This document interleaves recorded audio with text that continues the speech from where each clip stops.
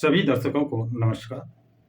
साथियों, आज की बड़ी खबर कि कांग्रेस और समाजवादी पार्टी में उत्तर प्रदेश का चुनावी समझौता गठबंधन हो गया है और इस गठबंधन में कांग्रेस को 17 सीटें जबकि समाजवादी पार्टी को 63 सीटें मिली हैं। इस गठबंधन में मुख्य रूप से कांग्रेस की तरफ से अविनाश पांडे ये उत्तर प्रदेश प्रभारी तथा अजय राय उत्तर प्रदेश प्रदेश अध्यक्ष तथा समाजवादी पार्टी की तरफ से नरेश उत्तम प्रदेश अध्यक्ष तथा राजेंद्र चौधरी मीडिया प्रभारी शामिल हो गए और कहते हैं इस गठबंधन को प्रियंका गांधी ने कराया। प्रियंका गांधी का महत्वपूर्ण भूमिका बताई जाती है। सवाल यह है जो 17 सीटें कांग्रेस को मिली हैं, क्या वो सीटें हैं जिन सीटों को कांग्रेस चाहती थी या वो सीटें नहीं हैं? कांग्रेस को जो 17 सीटें मिली हैं, सीतापुर, अमेठी, रायबरेली, प्रयागराज, वाराणसी, महाराजगंज, देवरिया, बांसगांव, अमरोहा, बुलंदशहर, गाजियाबाद, कानपुर, झांसी, बाराबंकी, फतेहपुर सीकरी, सहारनपुर, मथुरा। इसमें बहुत सी वो सीटें हैं जो कांग्रेस चाह रही थी, वो उसको नहीं मिली है। दूसरी तरफ क्या इससे जनता संतुष्ट है? बड़े नेताओं पर किसका दबाव था? क्या कांग्रेस के जो वरिष्ठ 35 नेताओं की वार्ता हुई थी जिसमें 32 बसपा के पक्ष में और 3 सपा के पक्ष में थे, क्या उन 32 की हार 3 की जीत हुई? ये सारी चीजें इस गठबंधन की सफलता पर प्रश्न चिन्ह लगाएंगे। समाजवादी पार्टी 2022 में उस स्थिति में 34% वोट पाए थे जब उसके साथ 100% मुसलमान खड़ा था और ओबीसी के नेता ओम प्रकाश राजभर, दारा सिंह, ओबीसी के नेता दारा सिंह चौहान, ओबीसी के नेता केशवदेव मौर्य, ओबीसी के नेता धर्म सिंह सैनी, ओबीसी के नेता जयंत चौधरी, ओबीसी के नेता स्वामी प्रसाद मौर्य, एससी के नेता के गौतम, ओबीसी के नेता ब्रजेश कुमार प्रजापति और सलीम शेरवानी जैसे लोग साथ खड़े थे, मिलकर चुनाव लड़ा था। इसमें ये लोग इस समय समाजवादी पार्टी छोड़कर इस्तीफा देकर जा चुके हैं।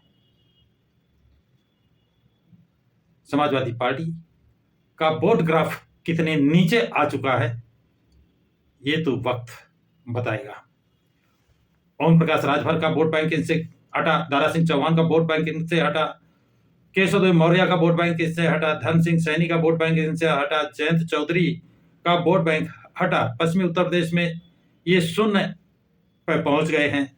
स्वामी प्रसाद मौर्य का वोट बैंक इनसे हटा, के गौतम का वोट बैंक इनसे हटा, ब्रजेश कुमार प्रजापति का वोट बैंक इनसे हटा और सलीम शेरवानी की नाराजगी, उनका इस्तीफा इनको कितना महंगा पड़ेगा ये तो वक्त बताएगा।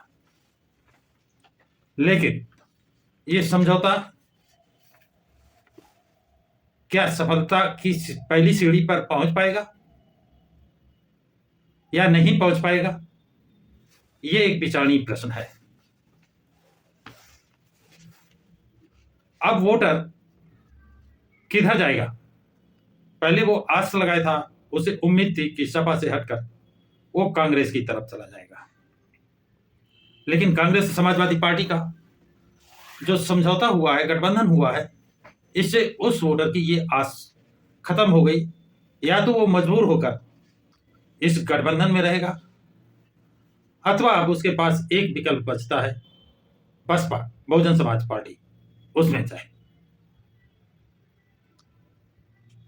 तीसरा विकल्प अब उसके सामने खत्म हो चुका है और कल 22 फरवरी को स्वामी प्रसाद मौर्य एक अपनी नई पार्टी बनाने जा रहे हैं। वो इस गठबंधन को कितना कमजोर करेंगे या नहीं कर पाएंगे, यह भी एक विचारणीय प्रश्न होगा।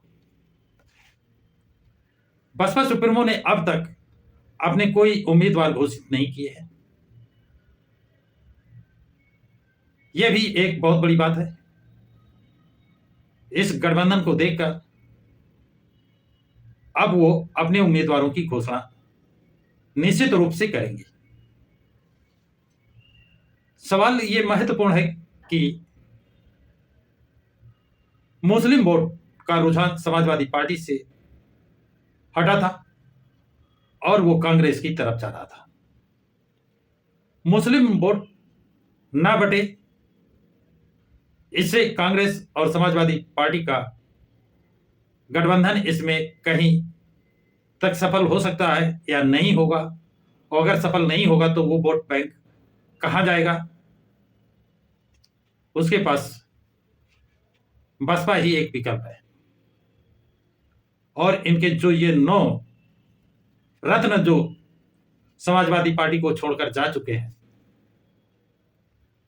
वो कहर उस घाटी को समाजवादी पार्टी या कांग्रेस पार्टी या ये सपा और कांग्रेस का गठबंधन उसकी भरपाई कहां से करेगा, ये बहुत बड़ा प्रश्न है।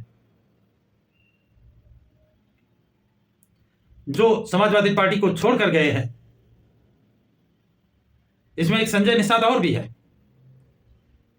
और ये लोग भाजपा में जा चुके हैं। भाजपा का वोट बैंक बढ़ाया है इन्होंने, चाहे ओम प्रकाश राजभर हो, चाहे दारा सिंह चौहान हो, चाहे संजय निषाद हो। ये 2022 का चुनाव समाजवादी पार्टी के साथ मिलकर लड़े थे, और आज ये 9-10 रत्न समाजवादी पार्टी से अलग है। इनकी मार, इनका वोट प्रतिशत जो घटा है, वो उसकी भरपाई करने का कोई विकल्प नजर नहीं आ रहा है। यदि किसी के नजर में आ रहा हो, कहां से उनकी भरपाई करेंगे, उसे जरूर लिखें, उसे पता है, हम भी समझे और देश समझे, प्रदेश समझे कि ये किस आधार पर जीत हासिल कर पाएंगे, अपना खोया हुआ जनाधार वापस कैसे पाएंगे। तो साथियों, कांग्रेस के जो लोग समाजवादी पार्टी छोड़कर कांग्रेस में आए थे और जहां से वो सीट चाह रहे थे, वो सीट उनको नहीं मिल पा रही है। अब वो वापस समाजवादी पार्टी में जाएंगे या कांग्रेस में रहेंगे, तो वो चुनाव कहां से लड़ेंगे, यह भी एक सवाल खड़ा हो जाता है। तो इससे ऐसा लगता है कि ऊपर के नेता तो भले खुश नजर आए, लेकिन नीचे के नेता और जनता इस गठबंधन से कोई आशा नहीं रखेगी, ऐसा सूत्र बताते हैं।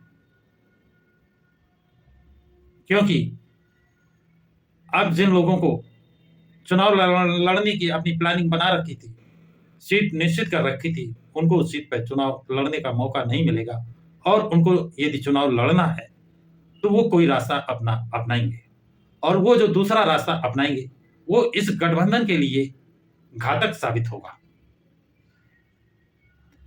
ऐसा राजनीतिक के लोगों का मानना है। इस भगदड़ को कैसे रोकेंगे,